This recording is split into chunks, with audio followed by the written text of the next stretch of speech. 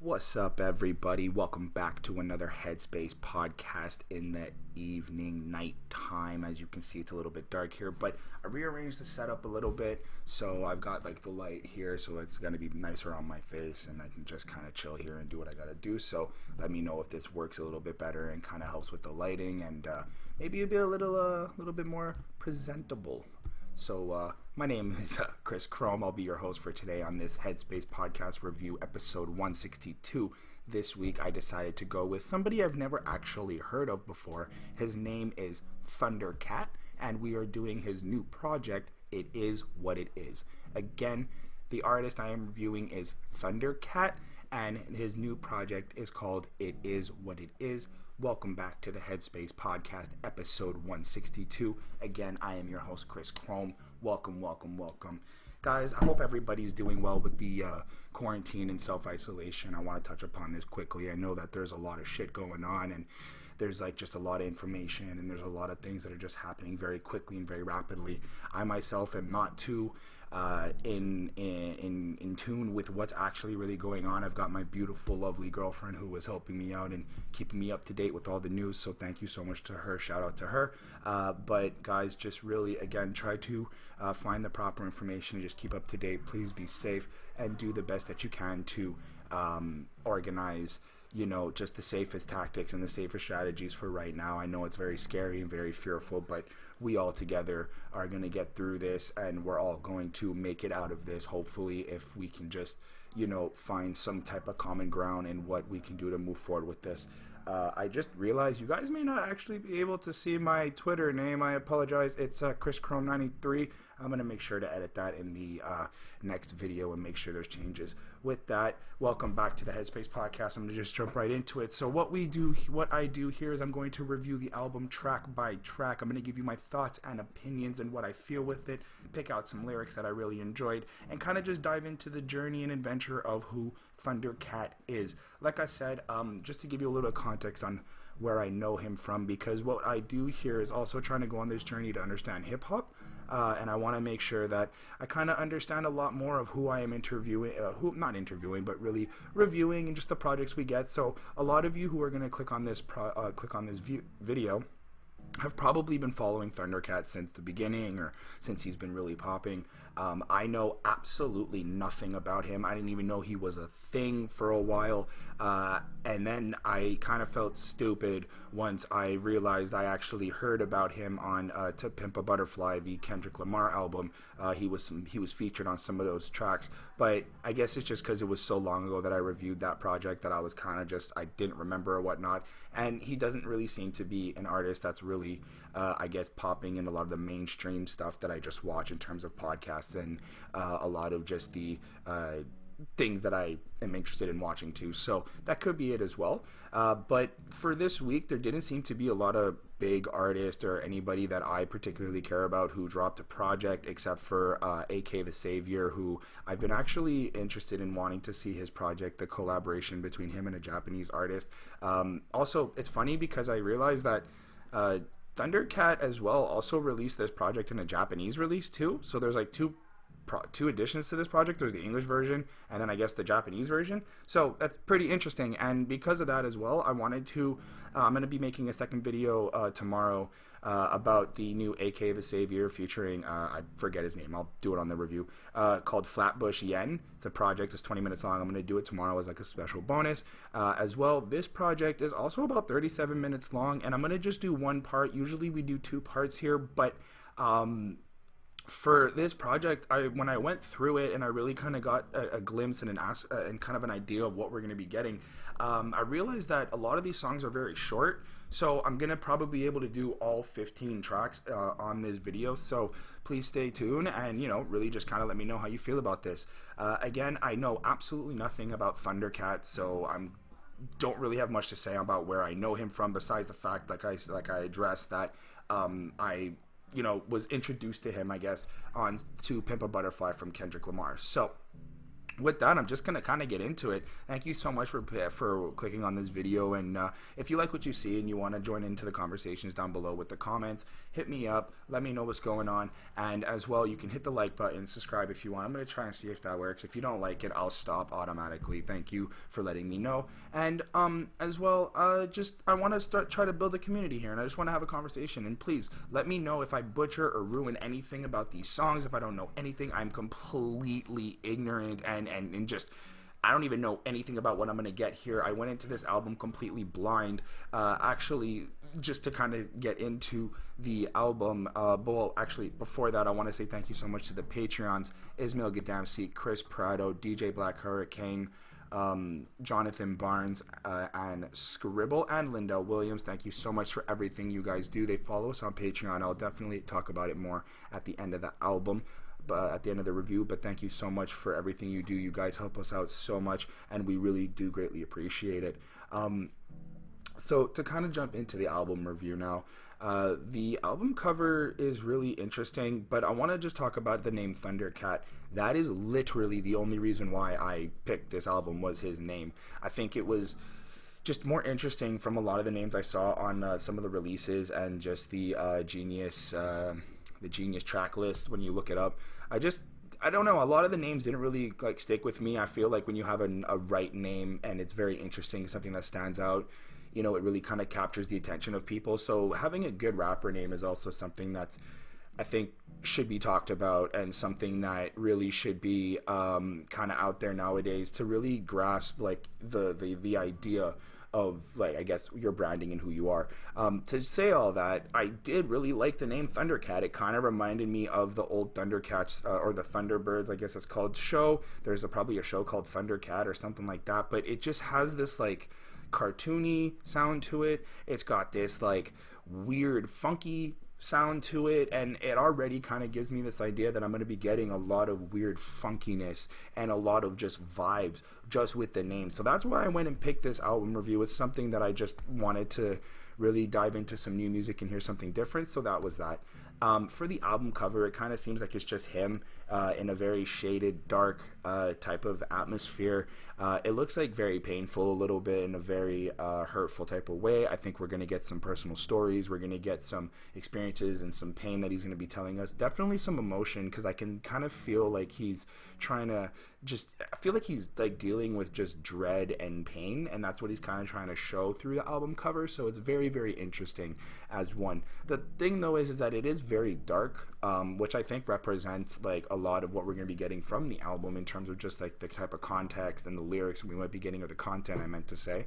But I also think that in terms of like memorable and going back to be like, oh yeah, I remember that cover, I think that just the fact that it's very dark and like just there's not a lot to remember about it, it kind of looks like a lot of shading, and may kind of miss that. That's really the only thing I wanted to say about the album cover, because other than that, I do like what I think it stands for. It really just is him. It's iconic in a way that maybe not iconic, but it kind of falls suit with a lot of older album covers that we've seen in hip-hop so far when I've been reviewing. So that's also kind of cool. He's really like into the culture. He really kind of is trying to not represent, but show that he's, you know, educated, and he's kind of done the journey and seen like different influences and references he can kind of pull from that. So that was interesting. And then the title, It Is What It Is, kind of just speaks volumes a little bit. There's this sense of like just accepting it. There's something that we're going to learn about. There's something that he's going to express to us, and we're just going to start to, I guess, get this story and understand what he's trying to express for his whatever it is that it is, which is a very interesting, like, mysterious type of title, which I did appreciate. And just so far, I'm still really kind of captivated for this album. I'm really like interested just with everything I'm seeing so far artistically. This is what really captivated me to want to do this project. So that's essentially my reasoning why I chose this project for today's episode 162 of the Headspace podcast.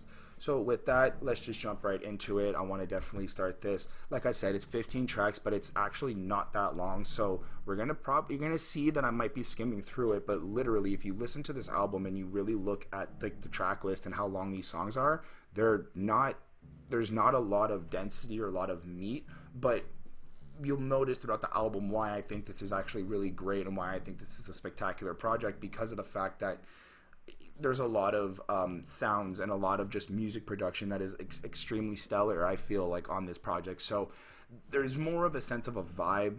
There's more of a sense of just supposed to have like energy and I guess imagery that is like being built around the sound and the whole song instead of just the lyrics. So I'm definitely going to jump into that and get more into details. So the first track is called Lost in Space, Great Scott, 2226. So starting this album, I think this is a really great way to do it, and this is coming off after listening to this project about like 3-4 times today. Realistically, this project is 37 minutes long. I've probably listened to this whole album almost 4 or 5 times, and it just gives you really this mood, this sense of feel, these emotions. And the way that Thundercat starts off this project is really cool.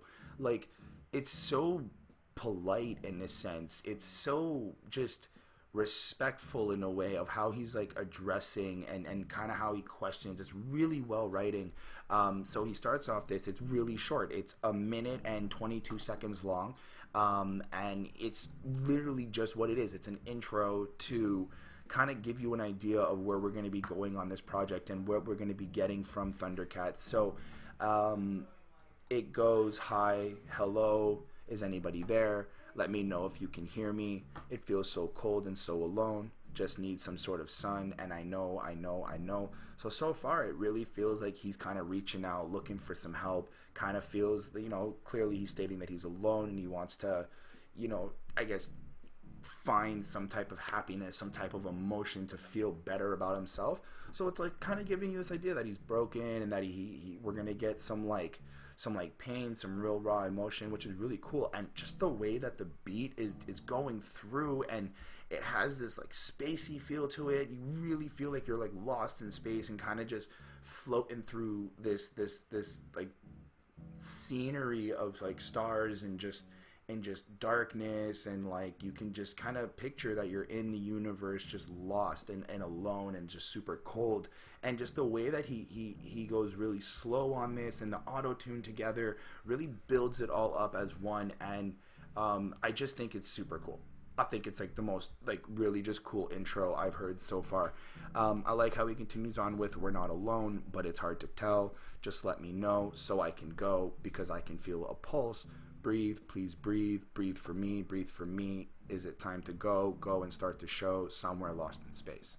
And that just really wraps up. That's the entire verse. But I like how he's kind of addressing that he needs to breathe, and I feel like he's kind of talking to himself to kind of reassure a little bit. I think he's also maybe talking to the listener in a way that it's like he's saying to breathe, to prepare for what we're about to get, for this journey, this adventure. And I thought that was really, really cool how he addresses that. And it just does a really great job. There's not much else really to say about it. It's really just a cool experience. It's a really cool way to really take you out of the atmosphere you're in right now and to bring you into his mind and into this project that we are going to be getting. So it's pretty much that. I gave this track a 4.2 on 5. I think that the production of the beat is stellar. I think that it's really just so connected together properly, and just the production and the mixing and the auto tuning and the softness and the way he just sings and like kind of carries notes really just meshes well with this idea of being lost in space. I thought it was really, really brilliant. 4.2 on 5. The next track is Interstellar Love. So this track kind of seems like it follows and connects to the first song on the album, the intro, and just kind of brings you down, I guess, to the reality of where the story is starting to begin. I think that the first track is more like a prologue, where it's supposed to set up this or like just the idea of where we're supposed to be and how we're supposed to look at this project, and kind of like the just the images that we're supposed to kind of picture and how we're supposed to interpret this project. But this song just, I guess, is supposed to take you out of that and bring you into the story that we're going to be getting, which I think is really fascinating. So he starts off this little verse. It's literally like 6 lines. Somewhere beneath the stars, beyond just more of our space. Nothing is yours, nothing is mine. We are decaying over time. I'm gonna find someone to love. Let's go together. Interstellar Love. And it's really cool how he just kind of gives you this simple idea of humanity. Just, this is what we are. We live under the stars. We live on this planet.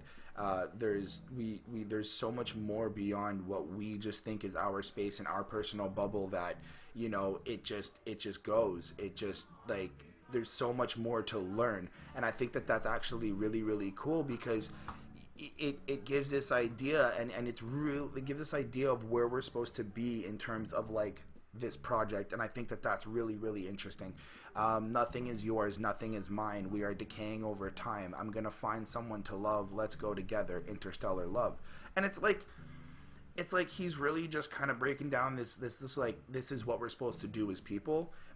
Nothing is yours, nothing is mine. Everything is not, like, nothing is permanent, everything is temporary. You kind of just live in the moment, you live in the experience. And I like how it's these perfect lines that he's saying so far that are just really sticking out and just kind of going, like really just gives you a lot to think about. And that was just super, super cool. I'm gonna find someone to love. Let's go together. Interstellar Love. And it's like how he follows that from the line, we are decaying over time.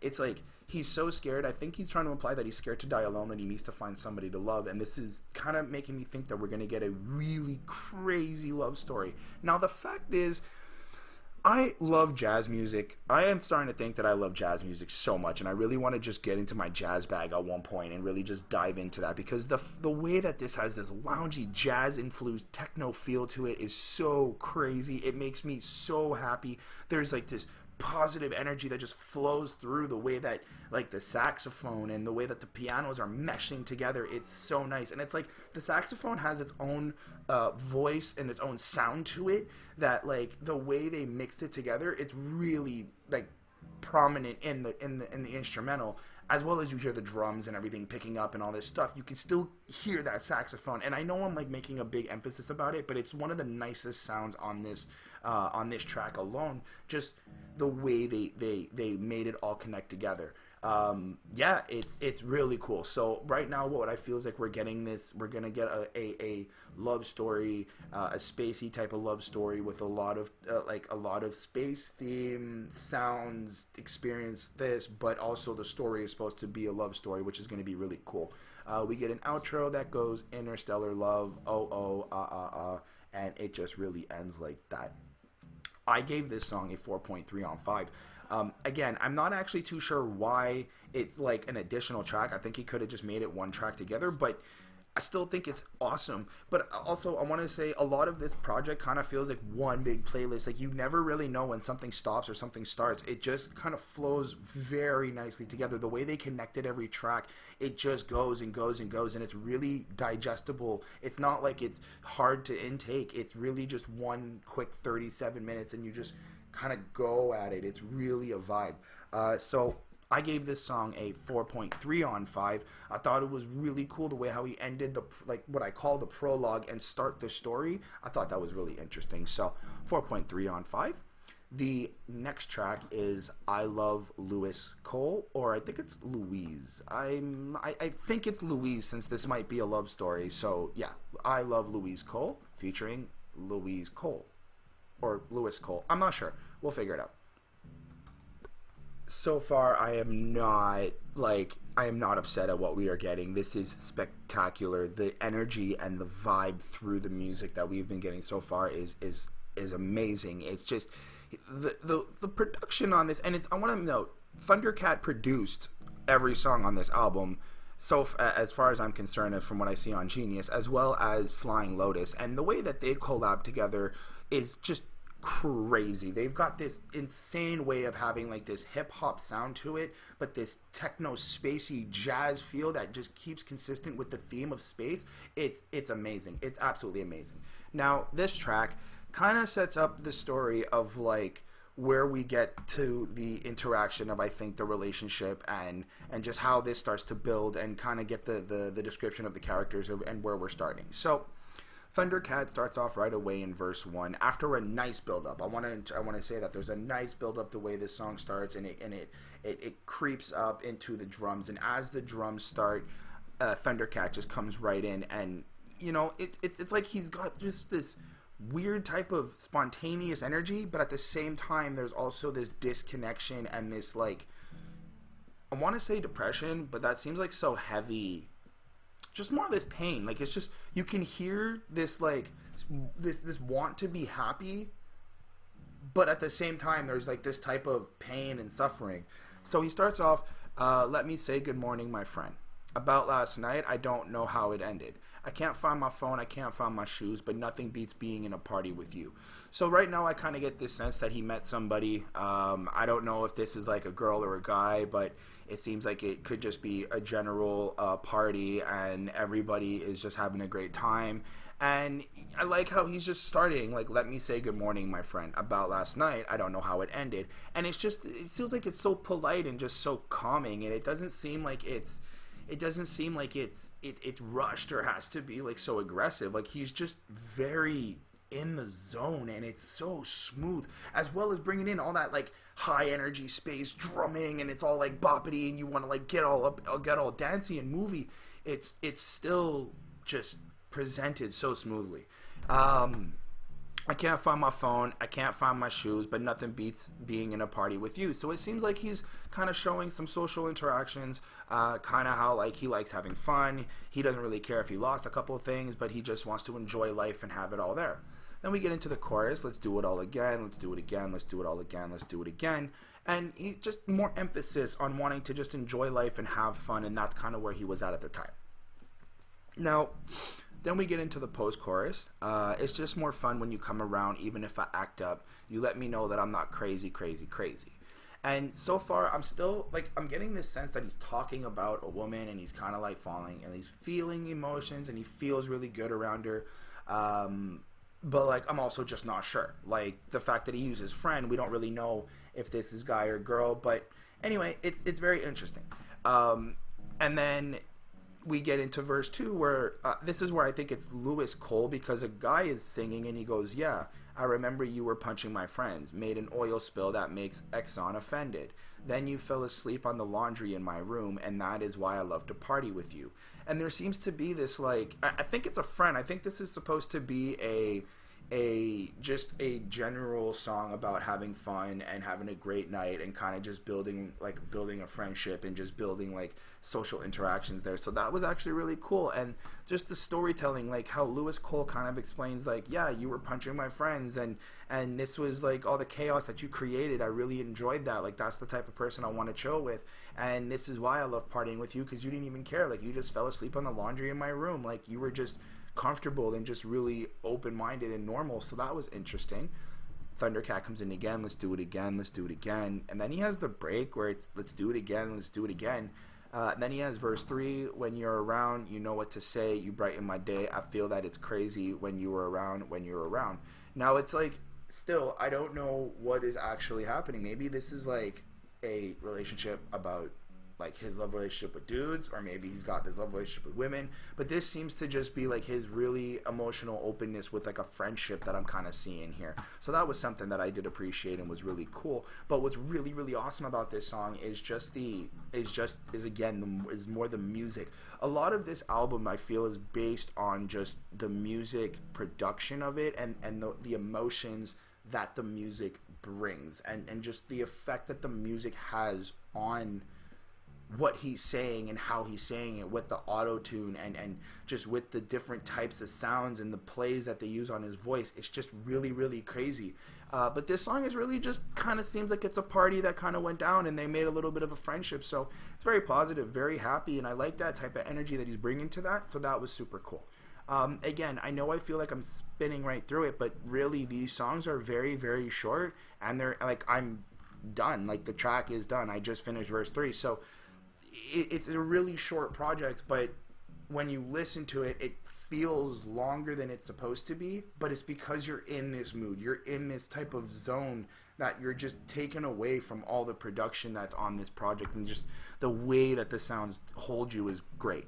So I like this track. I ended up giving it a 4.2. I thought it was really nice. I like just the way they're painting this picture. I think the storytelling and the picture painting is really, really cool. So 4.2 on 5.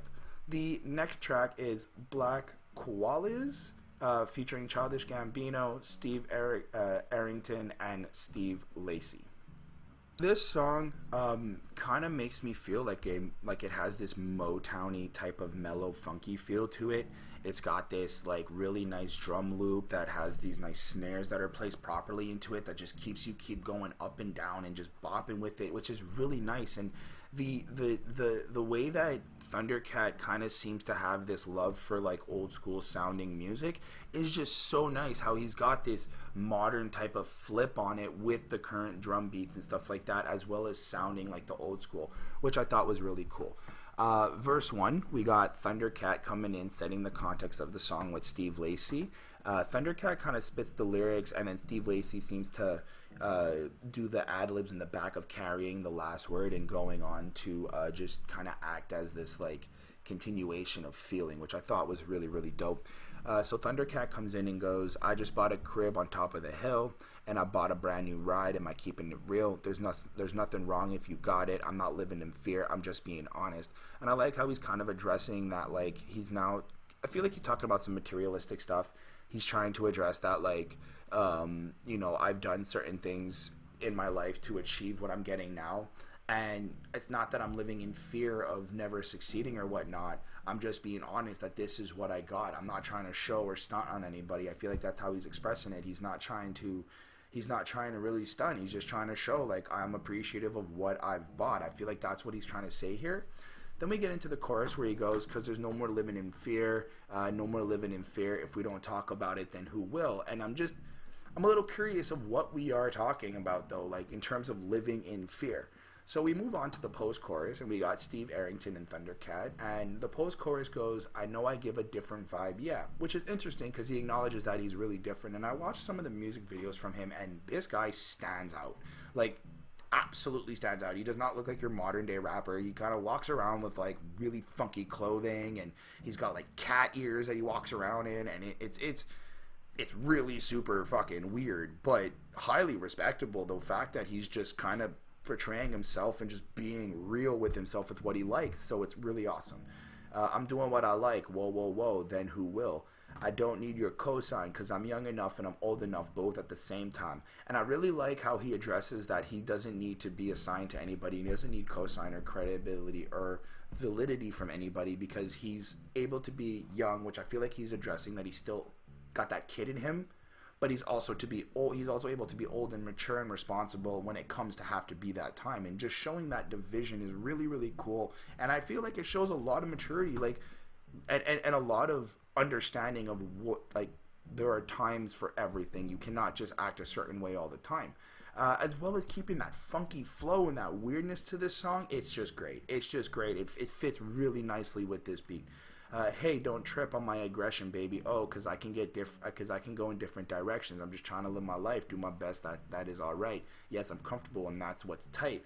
And I like how he's just being super brutally honest, and he's just, I'm doing me, and if you can't respect that, you need to go. And I thought that was super cool. I like how in verse 2, we're back with Steve Lacy, and Thundercat goes, just moved out of the hood. Doesn't mean I'm doing it good. Want to post this on the gram, but don't think I should. It is just me, or am I paranoid? Gotta keep it on the low because I've been robbed before. And I like how he's being super real here, and he's addressing, like, even though I'm now famous or I'm now doing these things, I'm still dealing with paranoia and trauma from my past. I'm still dealing with things that make me feel like I may not be able to live that type of life I want to live and really show off and see things because I've been robbed before. I don't want people to know what I got, which was really cool. There's like the way that there's this weird funkiness to this song is so dope, how he's finding ways to also bring in some real thought and some real things to say. I thought that was amazing. And then in verse 3, we've got Steve Arrington going, sometimes I want to say that I'm blessed. Black man's grind gonna answer the test. The box you tried to throw me in don't fit me no more. No creative spirit talking, creative spirit walking. And I ain't trying to hurt nobody. And I like how he's just addressing, like, I'm no longer going to be stereotyped or be like oppressed into whatever box or put into whatever idea you want. I'm going to live up to my fullest potential, and I'm going to do what I need to do. And I like how he brings in this spirit talk and spirit walk, and really trying to like solidify the wholeness with himself. Like that was super motivating and just super inspirational. I thought that was really cool for this track. And then how like Thundercat comes in with the chorus, like, because there's no more living in fear, no more living in fear, as if like the fear is being rejected for like accepting who you are. And that was something that I thought was absolutely amazing. Just that idea of being like, you it's okay to appreciate yourself. It's okay to be weird. It's okay to be different. It's okay to just do what you think is right. Now, in regards to like, I think listening to this song, it's like, you have to find ways to connect it to yourself. Now, in the video I saw, I mean, I can kind of understand why this makes sense, because I saw how, like, flashy and how, like, bright he really is when it comes to a lot of the clothing, at least in that track that I was looking at the music video for. But it still shows, like, it's okay to be yourself and just be original, which I thought was cool. Like, there is no more living in fear. It's okay to be yourself. Then we get Childish Gambino.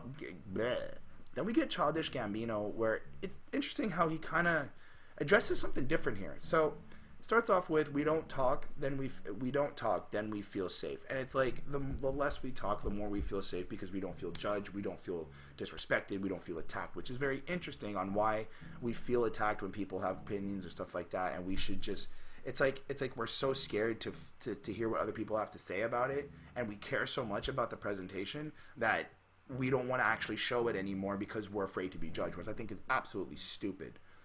As I sit here reviewing an album and I show you everything and how stupid I could be with maybe not understanding the project.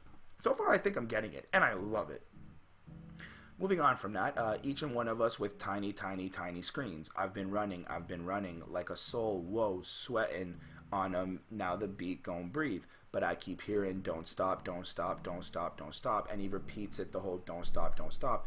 And I feel like what he's saying here is that everybody kind of hides behind these screens, and they're all afraid to really speak up or really kind of, I guess, be themselves, and they want to be this like internet personality. But there also is this like pressure on Childish Gambino, where he just kind of wants to live like himself and do his thing, but people are expecting him to be a certain way and be a certain type of performer, where that's why he's hearing the don't stop, don't stop. Like, you can't take a break, you can't stop what you're doing, you need to keep going, and it might be hurting him and draining him. And I like how they're just addressing this. Like, you can't live in fear. You can't live in fear of this. You need to do what's really right for you. And I thought that was super, super cool. And the song just kind of ends and flows right into the next track. And the way that they're still connecting this project is absolutely amazing. I gave this song a 4.5 on 5. I thought it was absolutely stellar. Like, just the production and the way that the different artists kind of flow right in and have these different ways of just expressing what they want to say in short little times. It was just super cool. And the beat production still is just as great as we've been getting since the beginning. I thought it was absolutely great. 4.5 on 5. The next song is Miguel's Happy Dance.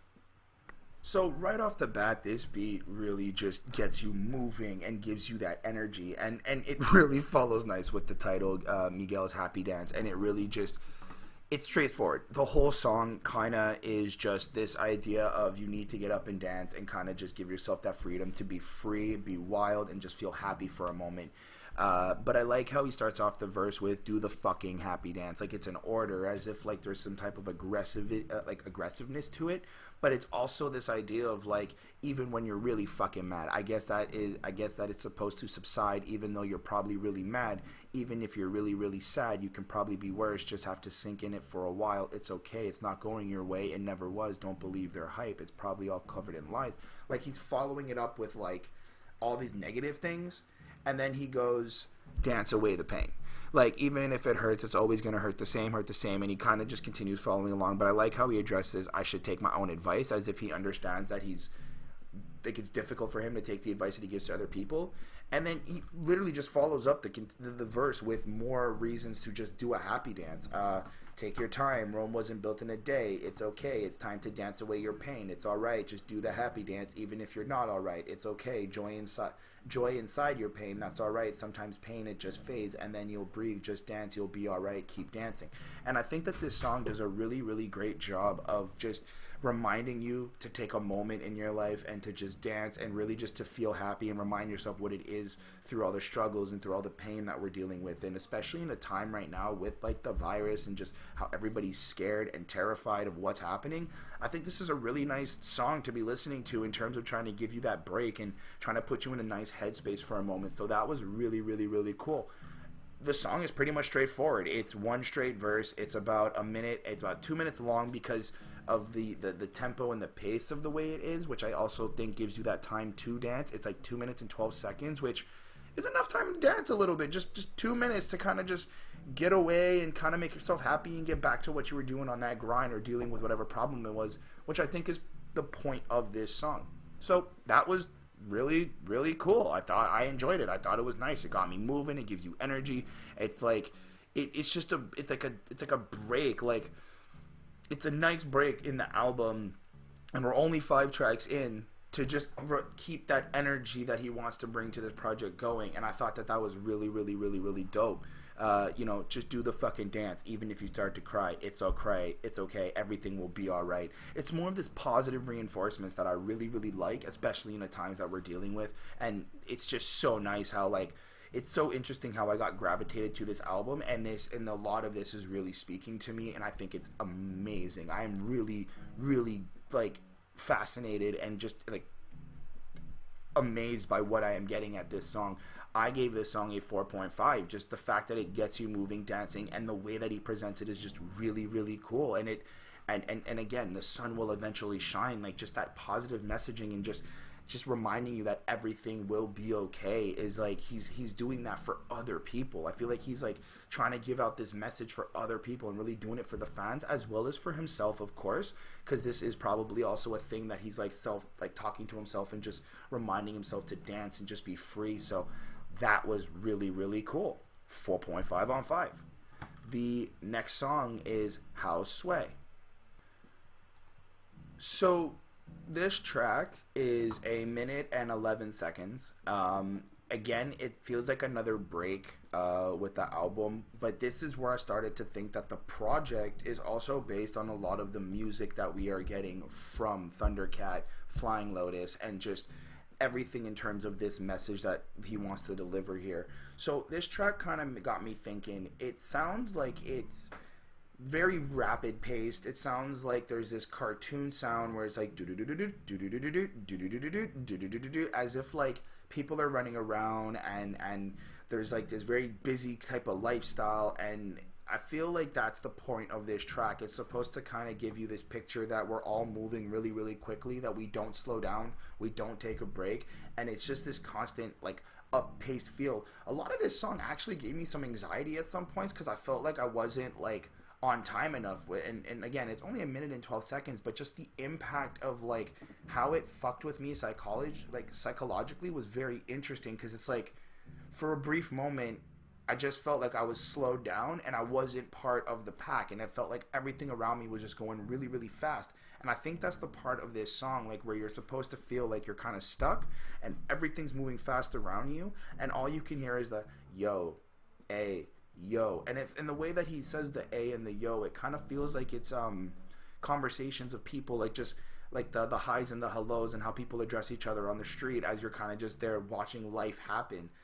That's really what I got from this song, and it's really, really, really dope. Like, it's super, super cool the way that happened. But yeah, it's just literally 1 minute and like 11 seconds, 1 minute and 15 seconds of just an instrumental with very little lyrics, but the impact of how this like plays in a part of the album, just feeling like it's like after the Miguel dance and after like being happy, you go back into this like busy lifestyle and this busy type of atmosphere, and just all of this so far kind of seems like a very interesting creative way to talk about what life is, and to kind of talk about how we as like people kind of see life and kind of see how things move. So that was really, really, really cool to me. I'm still consistent with like the high grade so far. I gave this song a 4.2. I think it really fits nicely with the project. Now, to be fair, a lot of these songs on this album so far are not actually like songs you can listen by themselves. I think it would be weird in like a shuffle playlist if this came on. If it came on after the right track and then the right track played right after, that is lucky and that is dope. But like overall, I don't think it's that type of track. I don't think I don't think that this album is like that. I think you have to listen to this all at once. But again, it's only 37 minutes and like 37 seconds, so it's really, really dope. Again, I gave this track a 4.215, and the next song is Funny Thing. Like every other track on this project, the music is very consistent and is really just keeping you in that vibe, in that old school, funky, jazzy, disco, techno-y, hip-hoppy feel, and it's just absolutely amazing. The production and everything on this project is just very consistent and very mood-setting, which I think is really, really dope when it comes to this. This song, Funny Thing, is really a funny thing, to be fair. Thundercat seems to be politely asking this person to want to chill. Now, I don't know if he's talking to a woman or if he's talking to a dude again, but the fact that he addresses it as baby, I think it's a woman. That just might be my bias, but I'm not too sure. Now, I really just do like, I like what this is, and I like it because it's very polite. Like, just check this out. Verse 1. Do you mind if I wild out a little? Because I'm just a little drunk and I want to come party with you a little. Can I look into your eyes? I can tell that you're high too, but that's okay, baby, because I just want to party with you. And it's like just the way. Now, of course, there's like this energetic feel and it's so uppity and you're just like moving to it and feeling the beat. But honestly, the way that he's presenting this is just so respectful, and I've never like really heard it like this. In this type of sound. I've heard rappers be respectful to women and make like these respectful type of songs where they're like, I just want to be with you, and like when J. Cole did the folding songs and that appreciation for his wife, and just like other rappers I've heard about making really good love songs, but not the way that Thundercat did it. Really paid respect to this song, because I was like, this is just super honest and just and it also kind of feels like he's drunk and just kind of trying to be very polite as dealing with that drunkenness. Then we get into the chorus, because when we hit the peak, baby, I just want to party with you all night. Someone told my and that's it. It's just because when we hit the peak, baby, I just want to party with you all night. And it's like, that's it. When he feels that, when he deals with that emotion, and when he gets to that moment, he just wants to party and have a good time with this person. Someone hold my phone, because I can't hold my tongue, because if I get too drunk, baby, then I'm going to ruin the fun. That's not your problem. It's because I've seen too much. Baby, sorry if I got a little PTSD. And then goes back into the chorus, but I just want to party with you all night because you make me happy. That's right. I only want to party with you tonight because you make everything all right. So I think this is a love song where he's kind of addressing that he's like starting to fall in love with this woman, but like, and I think it's a woman. Honestly, I do think it's a woman. But he's like showing his appreciation of how much he does like her and wants to be around her and stuff like that. But I also like how he's admitting to like, I can't have my phone. I can't really talk about certain things when I'm drunk because I'll fuck up and I'm going to ruin the fun and it's not going to be entertaining anymore. And I like how he's admitting to having PTSD and like kind of giving you that insight like, yo, I know I'm fucked up, but it's because I deal with PTSD and I have my traumas and I've been through this. And I don't think he's using this as an excuse. I feel like he's just trying to be super honest in this very polite way of asking this person, I think it's a woman, that he wants to spend time with her. And like just and for me, I kind of just went, wow, in an era of Me Too and all this shit, this guy did it right. Like, there's no way anybody can pin this guy on being creepy or anything like that for this song. This is super, super polite and just super respectful, which I gave him 10 on 10 for. So, this song got a 4.3, just because it's a little short, and you know, I think the short songs, give or take, sometimes, it's like, I want a little bit more. I want a little bit less. I don't know. I'm very picky with the music, so that just probably is my problem. But no, it's a 4.3. It's really, really nice. I don't think I'm gonna actually listen to this a lot in terms of like a song by like on its own. But it is nice how it just connects with the story and still has that spacey, oddly weird feel to it. I thought it was absolutely great. So the next track is Overseas featuring Zack Fox. Song's actually a nice little follow-up to the last track in terms of just showing this appreciation of love for this woman and wanting to, I guess, just like be there for her and really just kind of show her like a great life. I think that the way that he really did address this was really, really unique in a way. The song's called Overseas, so automatically I kind of got an idea of like it's gonna be like some type of long distance relationship or something. But what I really got was more interesting in how he creatively expresses this like lavish type of life he wants to have with this woman. So he turns around in verse 1 and goes, "Girl, you're so fly, so fly." But the way he says "so fly" kind of also sounds like "so far," which was really, really cool. I did appreciate that. You really blow my mind. Let's not waste any more time. I'll just meet you overseas. We can do it on the plane. I just want to be with you. I want to meet you in Brazil, take you to a place that you've never been before. We can just lay on the beach. And then he follows through with like wanting to bring her different places. He mentions Japan. He mentions Russia. But it's just a really nice type of song. Again, appreciating this woman that he's like so in love with and seems to be like so down to earth with, and it's really just nice. There's not really much to quote here. This song is again 1 minute and 28 seconds, but I think it's really cool how he just takes this like brief moment to kind of just speak to her and really just be honest about his feelings about her and what he wants to do. And what he's doing is like, it really just kind of shows this like level of, I really want to show you the world. I just want to travel with you. I want to grow with you in ways that I don't want to do with anyone else. And that just shows a level of honesty that is so pure that I really did enjoy from this song. The outro is actually really interesting in a funny way. So Zack Fox does an outro and it goes, "Ladies and gentlemen, this is your captain speaking." And the way that he just goes, it's like so just funny. And you're like, dude, you should know what you are. Gonna ask that on your descent here into Moscow. Everybody, please put your seatbelts on. Winds are getting a little bit choppy, and there appears to be a shiny black man up there in first class getting some sloppy toppy. Ha ha ha ha ha. He's got all his chains on and a do-rag. Is that Thundercat? What's up, brother? And I like how he's kind of addressing this shiny black man up there in first class as if it's so like out of the norm. And not only just that, but the way that he's getting like, he's saying sloppy toppy as if like Thundercat's getting head, but just this idea of like the way that he looks and the fact of what he's doing in first class maybe is supposed to like break the stereotype of like what it is. Now, to be fair, the guy's like a rapper artist. I wouldn't like put it past him to fucking do that. If I was that famous and poppin', I would fucking do the same thing. But I mean, I guess I can understand like on a human level of just like the etiquette behind first class. I'm not too sure. I don't really know.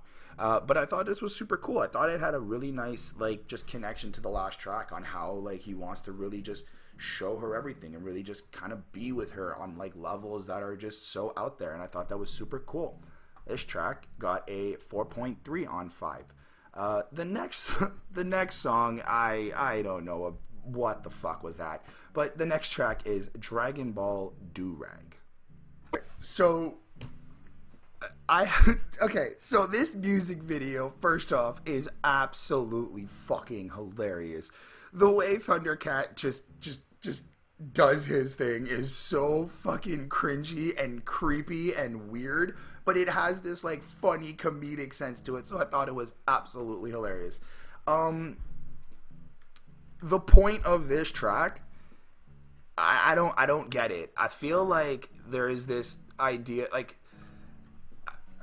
Dragon Ball is trendy, so I think that's part of why he likes it. I think he grew up with Dragon Ball, and do-rags are like a thing now. They're coming back, and they're all trendy and stuff, so I think that's why this song is a thing on this. He clearly likes do-rags, he clearly likes Dragon Ball, so like those are, okay, obvious, you like these two things. But the song itself just kind of has this essence of like, he's really just questioning if the girl he likes enjoys his do-rag. And I don't really understand it. I don't know the essence behind why this is a thing. I kind of feel fly standing next to you. This is verse 1. Baby girl, how do I look in my do-rag? Would you tell me the truth? Stay with me and love me through the night endlessly. I'ma keep all my chains on when I'm making love to you. Hold me close and let me squeeze you tight through the night. But baby girl, how do I look in my do-rag? Would you tell me the truth?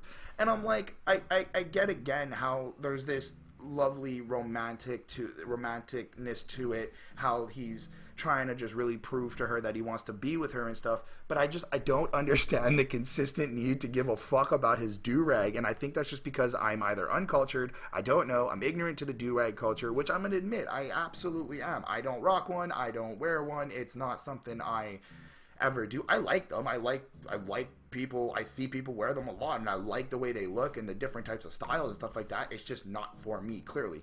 But I don't understand the idea of, like, is the do-rag supposed to represent something so, like, important to him? Are you the girl who's going to, are you the woman who's going to also let me be the weird type of person? I think that's what it is. It's like, are you going to be the person who will accept the weird things that I also like? Are we going to be able to like the similar things? And I think that's what it's supposed to do here. He really likes this woman and wants to flex his jewelry and really just kind of, he uses this song to also flex how, like, rich he is, right? Do you like my new whip? Watch me go zoom zoom, which I thought was really funny. Baby girl, how do I look in my do-rag? Would you tell me the truth? Stay with me all night, lovely, endlessly. Anyway, he kind of repeats that. Verse 3, I may be covered in cat hair, but I still smell good. Baby, let me know how I look in my do-rag. Don't lie to me. Let me rock you all night long. I'm going to try to impress you, girl. Let me know how I look in my do-rag. And it just, again, follows through. Now, I like the cat hair line because I have cats, and I know what that is like. But I can tell you, just because I have cats, I also smell good, and I make sure I do and everything. So that was really relatable for me, and I did enjoy that. Now, in terms of verse 4, you don't have to like my video games or my comic books, but baby girl, how do I look in my do-rag? Did I tie it right? Did you wear that dress just for me? Because I'm trying to smash, baby girl. I'm trying to smash in my do-rag. And I think that's where I kind of lost it, is just the repetitiveness of, like, him giving so much of a fuck about the do-rag is where it lost points for me. And that's kind of just, I don't know, I don't care. And I think that's really what it is. Like, just brutal honesty, I don't care. And I like the song. I like the vibe. I like everything. I like the way it's presented. This song did get a 4 on 5. It's a good track. It's something fun to listen to. It's quirky. It's funny. It's wonky. But it's funky. But it's like, I just don't care about you caring so much about your do-rag in terms of just the song. I appreciate it, but I don't know. It's like, I can relate to some of it. I understand that, like, you don't have to like all the things that I like, and I like how he's being honest about that, but I just, the repetitive emphasis on the do-rag for me is just, I don't know. Let me know down below, what is that significance? Is that really, like, is this really, like, a big thing that is in hip-hop and that is in culture? Maybe it's, like, part of just another culture or another thing, but just let me know. I want to learn. I want to be educated. But this song definitely just got a 4 on 5. It's great. I think you should definitely check it out. The next track is How I Feel.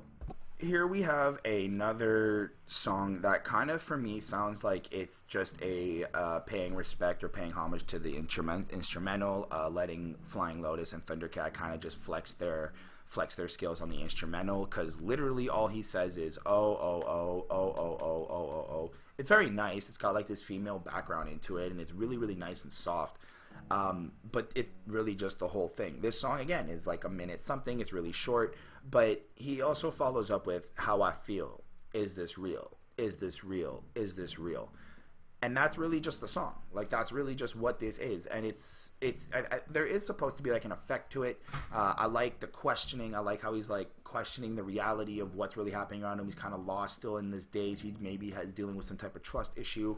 A lot of this is, like, it feels like you're supposed to kind of take this for what it is and then interpret it your own way, which I do appreciate. And I like a lot of music that allows you to just interpret it your own way.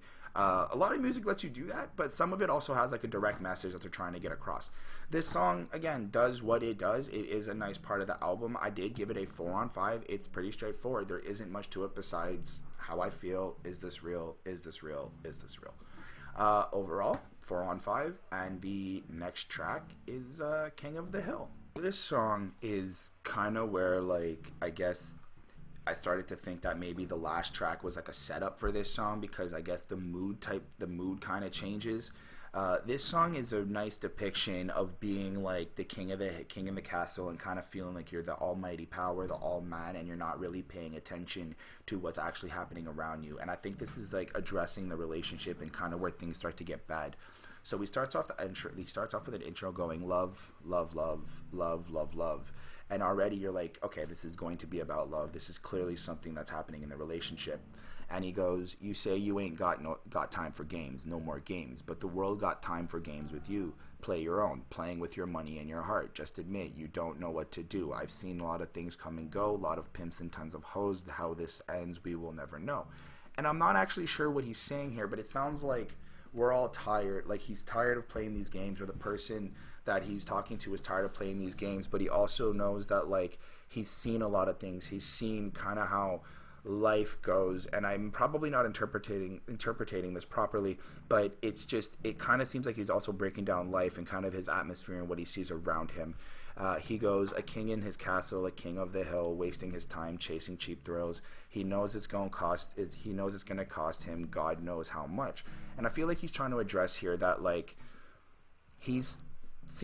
I think he's saying that like he's fucking around with other people, and he's kind of doing all these other things, and it's hurting the partner that he's with. And he's not, at the time he may have not realized it, but right now he's starting to understand and see how damaging it could actually be. And he's kind of presenting it in this way that like he feels powerful. He's the king of the castle. He's king on the hill. He's rich now. He's doing all these things, but he's also feel like he's addressing it that with the chasing cheap thrills, he knows it's going to cost him God knows how much. It's like he knows what he's doing is wrong, and what he's acting through and the things he's pursuing is wrong, but he doesn't really seem to care about what's going to happen. And that's a really interesting discussion that he's kind of bringing here, which I did agree with. But you got to pay to play. At the end of the day, playing with your money and your heart, there's got to be another way. And I feel like he's kind of addressing here that it seems like he sounds like he's using this person. He's playing with the money financially. He's playing with her emotions and stuff like that. And he knows that it's wrong, but it's also love. And it's like addressing that love kind of makes you do some fucked up things. And you really, you try to deal with it as one and what it is. So this song was actually pretty cool. And he follows suit with the chorus, and then the outro repeats the intro of love, love, love. I really thought this was a very creative way to kind of express what he sees around him and try to address the relationship. But I also like how he's addressing in a creative way, like he understands that he's also acting in ways that could be damaging to the relationship with some of these chasing cheap thrills and wanting to pleasure himself and dealing with his issues. So I did give this song a 4.5 on 5. I thought it was really, really cool. And the next song is Unrequited Love. This track seems to again follow up with the last track, I guess more emphasizing the idea that there is this pain and there's this destruction in the relationship that has been happening. And it's really cool how here he kind of is starting to see this, like the pain and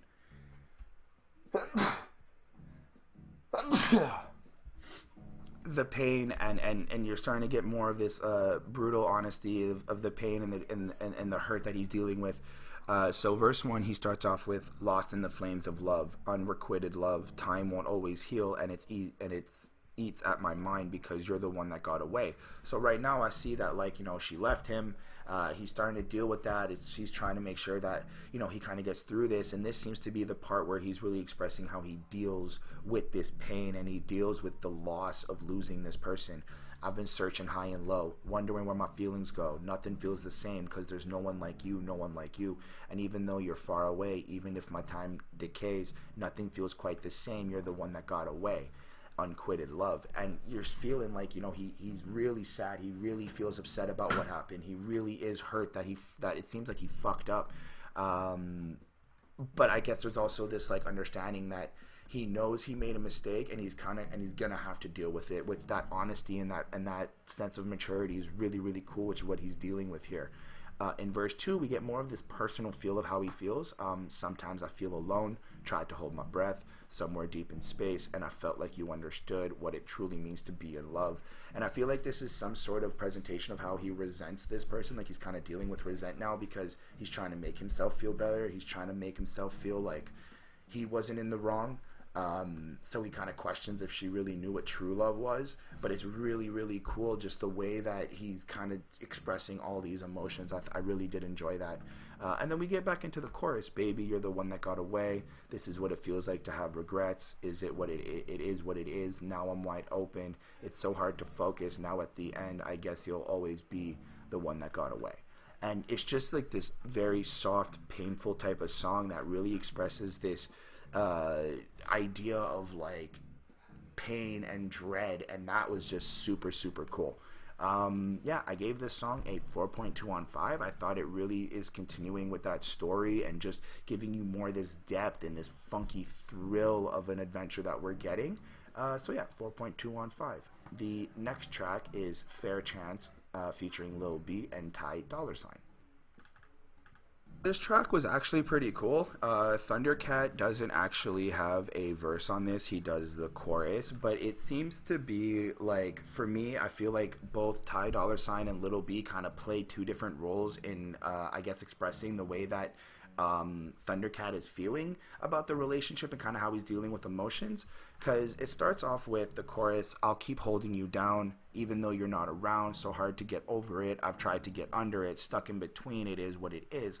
Bye-bye for now, I'll keep holding you down. You did it for me. You do it for me. You do it for me. And right here, what I like is that he's kind of interpolating this idea of like a bridge, the rock that you can't go through, you can't go over it, you can't get under it, you can't go around it. He's stuck in the middle. And I feel like when he's saying that he's stuck in the middle, he's stuck in the middle of between. He's still being in love with her and holding her down and trying to protect her and wanting to, like, you know, not talk bad about her or whatnot. But at the same time, he's stuck between needing to let her go and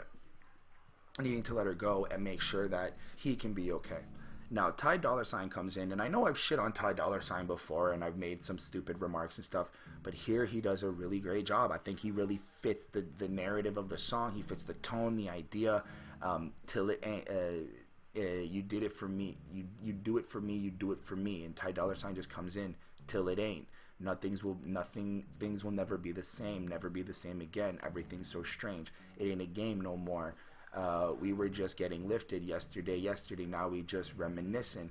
And he's kind of breaking down this emotion of like where we were yesterday, where we are today, how sudden things can change, and kind of how like relationships come and go and end, and how you kind of deal with them, and just these thoughts. Now there's also this idea that he's also interpolating some lyrics from Mac Miller's album. I kind of found out that Thundercat is like a really good friend of Mac Miller, so respect on that. Shout out to Mac Miller, R.I.P. But I didn't really follow Mac like that, so I'm not actually too inclined with the music or the lyrics that he may have been interpolating here. That is Dolla. But the verse really goes through, and then, you know, he kind of brings in this whole idea of being like richer, and my mama said I was different. I don't really know how that connects. I think they're just trying to say, like, this is also stuff that we deal with in terms of being, like, damaged with love and stuff. This is also what we deal with in terms of getting money and the focuses that we have. So I thought that was really cool.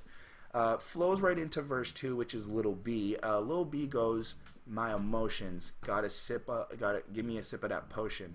No, my heart is not broken, but I feel like it's open. Please, somebody do surgery. Tell the doctor come work with me. I keep looking at my soul, praying, but only God knows. And still kind of follows through with that, and just trying to be honest with himself about I can be only what I can be, and trying to deal with this pain. But it's interesting the way that Dolla and Lil B contrast each other. Lil B's voice is so much more raspier and bassier and darker, and Dolla has this more high-pitched, fluffier tone. But it's kind of, for me, I kind of looked at it as like these are voices and emotions that Thundercat is dealing with in his head, and these are really two great artists to present both of these fields. So I thought that was really, really dope. And then we get back into the chorus, re-emphasizing this idea, reinforcing this idea of like, I'll keep holding you down even though you're not around, so hard to get over it. I've tried to get under it, stuck in between. What is it? What is it? Bye-bye for it is what it is. Bye-bye for now. And I thought that was super cool. I thought that this song was very creative and very interesting. I gave it a 4.3 on 5, just this idea of like a fair chance and trying to give himself a fair chance to deal with one or the other and pursue one or the other choices. I thought it was really dope. 4.3 on 5. The next song is called Existential Dread. I can't speak. So this track is 55 seconds long, about 52 seconds long, and it really kind of just gives this sense of being kind of dead inside, kind of feeling like there's no more hope, there's nothing that's going on, and the vibe of the instrumental just is what really plays off on that idea. I really did appreciate that a lot. The verse is literally like 8 lines. He goes, Thundercat goes, sometimes existential dread comes ringing through loud and clear. I'll adjust and simply let go. I guess it is what it is. I'm not sure of what's coming next, but I'll be alright as long as I keep breathing. I know I'll be alright. I know I'll be alright. And really, this kind of just seems like he's diving more into that moment before you get over a relationship, before you tell yourself or accept what is happening, that just emotional darkness that you seep into. And I thought that was really cool how he presented this, and it's really just straightforward. I did give this a 4 on 5. There's not much to actually say about it. It's really, really straightforward the way he presents this, but it's super, super cool. Yeah, the next track is It Is What It Is. Now, wrapping up this album, we get a song that has 2 parts. This song is called It Is What It Is, and it kind of really just speaks for itself, that it feels like Thundercat is just accepting the situation and finally moving on. Verse 1 comes in with, when the gold becomes dough and the magic starts to fade, when it all comes to an end, when there's nothing left to say, it is what it is. I tried to make it work, my best just wasn't enough. I couldn't be helped, it couldn't be helped, the end, the things I would do for you.